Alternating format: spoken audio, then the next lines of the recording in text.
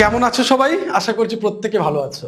অনেকে তোমরা প্রশ্ন করেছিলে, স্যার পিভিআর বিষয়টা একটু যদি আপনি এখানে বুঝিয়ে দেন তাহলে ভালো হয়, কারণ অনেকের কিন্তু সমস্যা হচ্ছে পিভিআর এর ফর্মটা ফিল আপ করার ক্ষেত্রে। আর শুধু তা নয়, আমি যখন নিজে পিভিআর করতে যাই আমার ফর্ম কিন্তু ফিরিয়ে দিয়েছিল, আবার একটা নতুন ডেট দিয়েছিল, সেখানে নতুন ডেটে গিয়ে আবার পিভিআর ফর্মটি দিতে হয়েছিল। আমার ক্ষেত্রে কি ভুল হয়েছিল এবং অন্যান্য ছাত্রছাত্রীদের, অন্যান্য যারা চাকরি প্রার্থী তাদের কি ভুল হচ্ছে সেটা নিয়ে আজকের মূলত আমি কথা বলবো, যাতে না এই ভুলগুলো আর কোনো মতে হয়। তোমাকে ওই দার্জিলিং থেকে, ওই জলপাইগুড়ি থেকে, উত্তরবঙ্গ থেকে এসে আবার যাতে না ফিরে যেতে হয়, বা সুন্দরবনের প্রত্যন্ত এলাকা থেকে এসে আবার না দ্বিতীয় দিনের জন্য আসতে হয়, তার জন্যই কিন্তু এই ছোট্ট ভিডিওটি করা। এখানে তোমরা পিভিআর ফর্মটা দেখতে পাচ্ছ, এই কপিটাও কিন্তু আমাদেরকে দিয়ে দিয়েছিল কমিশনের পক্ষ থেকে। এখানে তোমাদের একটা ছবি দিতে হচ্ছে। এখানে এই যে ছবিটা থাকছে, এই ছবিটা তোমার যে অ্যাডমিটে যে ছবিটা, সেই ছবিটাই যেন এখানে থাকে, এটা কিন্তু একটু খেয়াল করবে। দ্বিতীয়ত, এখানে এই স্পেসিমেন কপি যেটা দিয়েছে, এখানে তোমরা লক্ষ্য করতে পারো ক্যান্ডিডেট আইডি। তোমাদের যে পিভিআর ফর্ম আছে ওখানে একেবারে বাম দিকে যে আইডিটি আছে সেটা দেখো, বিভিন্ন জনের বিভিন্ন রকম 000 দিয়ে শুরু, এখানে 40/0020। এটা বিভিন্ন রকম, বিভিন্ন জনের বিভিন্ন রকম আছে, সেটা তোমাদের ওই সিরিয়াল অনুযায়ী দেখবে, এটা পেয়ে যাবে। এবারে বলি, এখানে যেরকম ভাবে বলছে একেবারে name in full, in block capital, যা বলছে তেমন ভাবেই তোমাদের কিন্তু ফর্মটা ফিল আপ করতে হবে। এখানে দেখিয়ে দিয়েছে পাত্র, এখানে নাম দেখিয়ে দিয়েছে, সেই রকম আমার নাম ধরো আশিস কর, কর আশিস, এরকম ভাবে আমি নামটা লিখলাম এবং ক্যাপিটাল অক্ষরে লিখলাম। তারপরে তোমাদের দ্বিতীয়টা রয়েছে, দেখো, name of the post and the service applied for. কিসের জন্য আমি অ্যাপ্লাই করছি? Assistant teacher PG class level 11-12, যেরকম ভাবে আছে এটা কিন্তু তোমাদেরকে সেভাবেই এটা লিখতে হবে। তৃতীয়ত, তোমরা দেখো প্রেজেন্ট অ্যাড্রেস, আমাদের যে প্রেজেন্ট অ্যাড্রেস, সেই প্রেজেন্ট অ্যাড্রেসটাই তোমাদেরকে লিখতে হবে, যেটা তোমাদের এখানে বলছে। এখানে ছোট করে করে জায়গা এর মধ্যে, এই ঘরটির মধ্যে তোমরা রাখার চেষ্টা করবে ছোট করে করে। এবং একটি কথা বলি, তোমাদের কিন্তু ব্লু অর্থাৎ যেটা নীল কালির যে পেনটি, সেটি দিয়ে ফিল আপ করতে হবে এবং একেবারে পরিষ্কারভাবে ছোট ছোট করে লেখো, কিন্তু পরিষ্কার করে লিখতে হবে। জড়িয়ে পেঁচিয়ে লিখলে কিন্তু আবার ফিরিয়ে দেবে। আমি তোমাদেরকে বলছি, আমি নিজেও একজন প্রার্থী, আমি নিজেও গেছিলাম, তো বলছি তোমাদের কিন্তু ফিরিয়ে দেবে। খুব একেবারে নিখুঁতভাবে কিন্তু পিভিআর ফর্মটি দেখা হচ্ছে। তার পরের পার্টে বলছে, দেখো তার পরের পার্টে বলছে আবার হোম অ্যাড্রেস ইন ফুল, তার সাথে সাথে কি দিতে বলছে? With mobile number, email ID. এখানে আর তারপরে বলছে if originally a resident of Pakistan, Bangladesh, Nepal or any other country বা ডোমিনিয়ন ইত্যাদি ইত্যাদি। এখানে প্রত্যেকেরই নো হবে। If yes then mention address. যদি হ্যাঁ হয় যে আমি পাকিস্তানে বসবাস করি, বাংলাদেশে, তাহলে তোমাদের অ্যাড্রেসটা দিতে হবে কোথায় তুমি বসবাস করো। বেশিরভাগ ক্ষেত্রেই নো হবে, এখানে তোমাদের নো লিখতে হবে এবং এখানে তোমাদের অ্যাড্রেসটা লিখতে হবে। অনেকের প্রশ্ন, অনেকের আমাকে প্রশ্ন করেছো যে এখানে পুরোটা যদি আমি অ্যাড্রেস লিখি, এটা নোটা যদি না লিখলাম, পুরো অ্যাড্রেস লিখলাম। যে ভুলটা আমি করেছিলাম, যে জায়গা পাইনি বলে, যেহেতু ইমেলটা লিখতে হয়েছিল, মোবাইল নম্বরটা লিখতে হয়েছিল, আমি পুরো অংশটায় লিখে দিয়েছিলাম অ্যাড্রেস, এখানে নোটা লেখা হয়নি। আমি ভেবেছিলাম যে আমি যদি এখান থেকে এরকম নো লিখে দিই, এই জায়গাটা এ করে এখানে নো লিখে দিই, কিংবা এখান থেকে একটা নিয়ে গিয়ে এখানে একটা নো লিখে দিই, তাহলেও কি হবে না? এখানে তোমাদেরকে বলে রাখি, হবে না। পুরো অ্যাড্রেসটা এই জায়গার মধ্যেও যদি তুমি করো, এখানে যদি নো লেখো তাও হবে, কিন্তু এতটা তুমি অ্যাড্রেস লেখার জন্য নাও, যতটুকু লেখার প্রয়োজন সুন্দর করে ছোট ছোট অক্ষরে তুমি লেখো, লিখে তারপরে ইমেল অ্যাড্রেস দাও, মোবাইল নাম্বার দাও, কিন্তু তোমাকে এটা করতে হবে। এই যে নোট আমি এড়িয়ে গেছিলাম, তার জন্য আমার দ্বিতীয়বার যেতে হয়েছিল। শুধু এইটুকুই ভুল, এটা এইটুকু না, অনেক বড় ভুল। এইটুকু ভুলের জন্য কিন্তু আমাকে দ্বিতীয়বার ফর্মটা এই প্রথম পেজটা চেঞ্জ করে নিয়ে যেতে হয়েছিল। আর একটা কি ভুল হয়েছিল আমি তোমাদেরকে বলবো, প্রত্যেকে যে ভুলটা হয়, এখানে তোমাদের এই একটাতে NA লিখলেই হবে যাদের যাদের এই বিষয়টা রয়েছে, হ্যাঁ, particular place where you have been resided for more than 1 year ইত্যাদি ইত্যাদি ডিউরিং, তো সেই জায়গাটা তুমি শুধু NA লিখলেই হবে।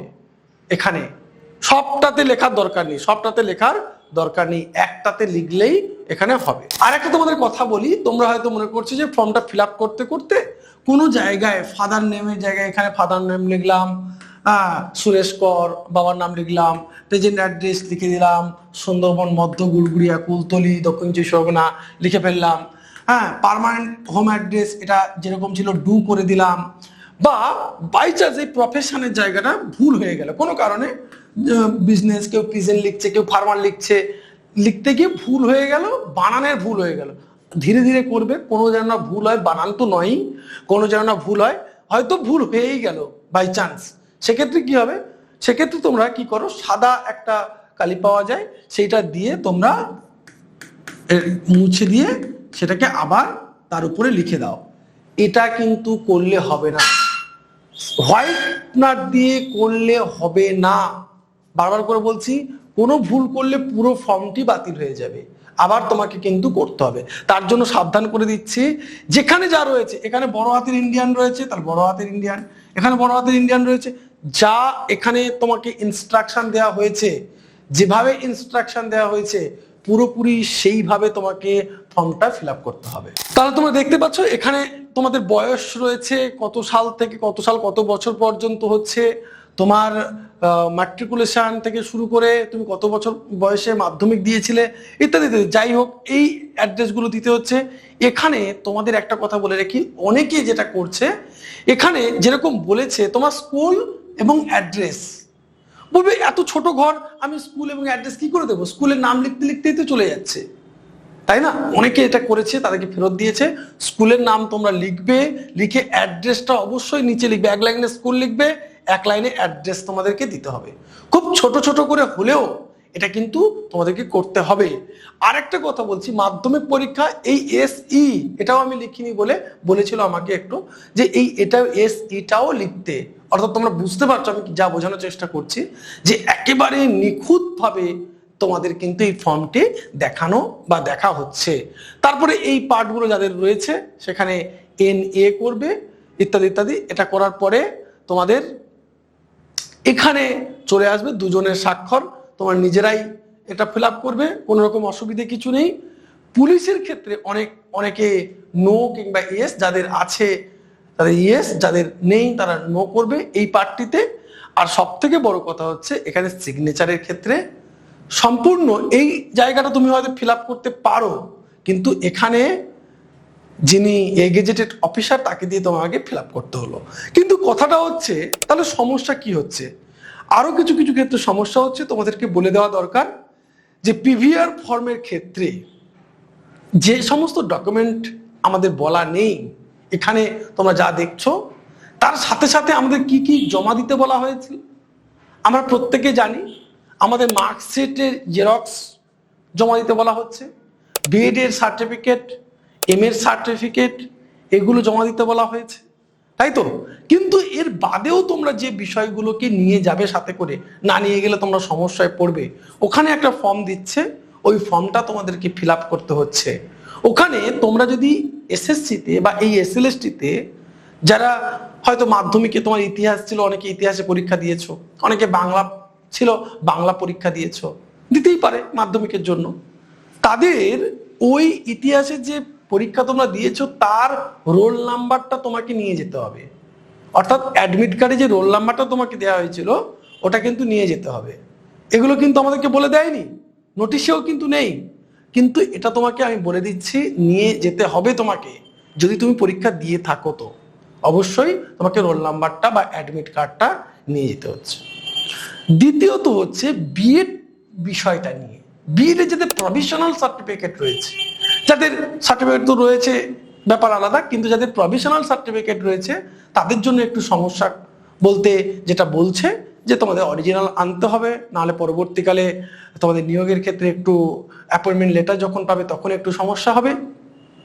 কিন্তু যেটা প্রফেশনাল নিচ্ছে সেখানেও আমাদের বিশেষ করে যাদের আম্বেদকর ইউনিভার্সিটি থেকে তোমরা করেছো সেখানে একটা নোটিশ দিয়েছিল। নোটিশটা এরকম দিয়েছিল যে 20-22 সেশনের পর থেকে যেহেতু তোমাদের আসল সার্টিফিকেট দেওয়া হয়নি তার জন্য প্রফেশনালটিকে আসল বলে গণ্য করা হলো বা গণ্য করতে হবে। এই নোটিশটার এক কপি জেরক্স তোমাদের কিন্তু নিয়ে যেতে হচ্ছে। এটা কিন্তু কোথাও লেখা নেই, এইগুলো কিন্তু তোমাকে নিয়ে যেতে হবে। শুধু তাই নয়, তুমি যেখান থেকে বিএড করেছো সেই কলেজের একটা, তুমি যে বিএড করেছো সেই সেশনে, বুঝতে পারছো, তুমি যে বিএড করেছো সেই সেশনে তোমার কলেজটা এনসিটির অ্যাপ্রুভাল ছিল কিনা সেটার একটা কপি কলেজ থেকে লিখে দেবে, সেটা নিয়ে যেতে হবে। এটা কেন বলছি, এটা বিভিন্ন জনের ক্ষেত্রে বিভিন্ন বলছে, এটা আমার ক্ষেত্রে লাগেনি, আমার এক বান্ধবীর ক্ষেত্রে লেগেছে, আমার এক ছাত্রীর ক্ষেত্রে লেগেছে, তাকে এটা নিয়ে যেতে হয়েছিল। তার পাশাপাশি তোমাদের এনসিটি অ্যাপ্রুভ কিনা কলেজটা তার একটা দেখবে 3 থেকে 4 পাতার একটা আমাদেরকে দিয়েছিল কলেজ থেকে, বিভিন্ন কলেজে থেকে, সেটাও তোমাদেরকে নিয়ে যেতে হবে। আমি কি বলছি বুঝতে পারছো তো? এগুলো কিন্তু আমাদেরকে আগে বা আমাদের যে নোটিশ দিয়েছে সেখানে কিন্তু একটু বলা নেই। আর তুমি যদি এগুলো না নিয়ে যাও তুমি কিন্তু সেখানে গিয়ে একেবারেই তোমার হবে না, তারপরের দিন আবার ঘুরে আসতে হবে। তুমি যত দূর থেকেই আসো না কেন তোমাকে কিন্তু আবার ঘুরে আসতে হবে। আর তোমাদের যে সমস্ত জেরক্স কপিগুলো আছে সব জেরক্স কপিতে অবশ্যই স্পষ্ট জেরক্স হতে হবে, এটা একটা বিষয়। আর সবগুলোতে নিজের সই করবে এবং ডেট দিয়ে দেবে, সেটা নিজের অ্যাটেস্টেড করতে হচ্ছে। আর তোমাদের যে রেকমেন্ডেশন লেটার দিয়েছিল সেই রেকমেন্ডেশন লেটারের অবশ্যই একটা ফটোকপি নিয়ে যাবে, অর্থাৎ রেকমেন্ডেশন লেটারের একটা জেরক্স কপি অবশ্যই অবশ্যই লাগবে। আপাতত এগুলো, যদি তোমাদের আরো কিছু প্রয়োজন হয়, কোনো জিজ্ঞাসা থাকে, তাহলে নিচে কমেন্ট বক্স রয়েছে বা নিচে আমার হোয়াটসঅ্যাপ গ্রুপে লিঙ্ক দিয়ে দেবো, হোয়াটসঅ্যাপে গিয়ে আমাকে তোমরা প্রশ্ন করতে পারো, সমস্ত প্রশ্নের উত্তর আমি আমাদের হোয়াটসঅ্যাপ গ্রুপে দিয়ে দেবো। আশা করছি প্রত্যেকের সমস্যার সমাধান হবে। আর খুব ভালো করে পিভিআর ফর্মটা ফিল আপ করবে, ছবিগুলো সেই রকমভাবে দেবে যেটা তোমার অ্যাডমিটে ছিল সেইভাবে ছবিগুলো দেবে। আর খুব সুন্দর করে করে যেরকম ইনস্ট্রাকশন আছে সমস্ত অ্যাড্রেস দেবে, সুন্দর করে খুব ছোট ছোট করে লিখবে এবং খুব পরিষ্কারভাবে লিখবে যাতে করে তোমার পিভিআরটা বাতিল না হয়। ভালো থাকবে সবাই, দেখা হচ্ছে পরের ভিডিওতে।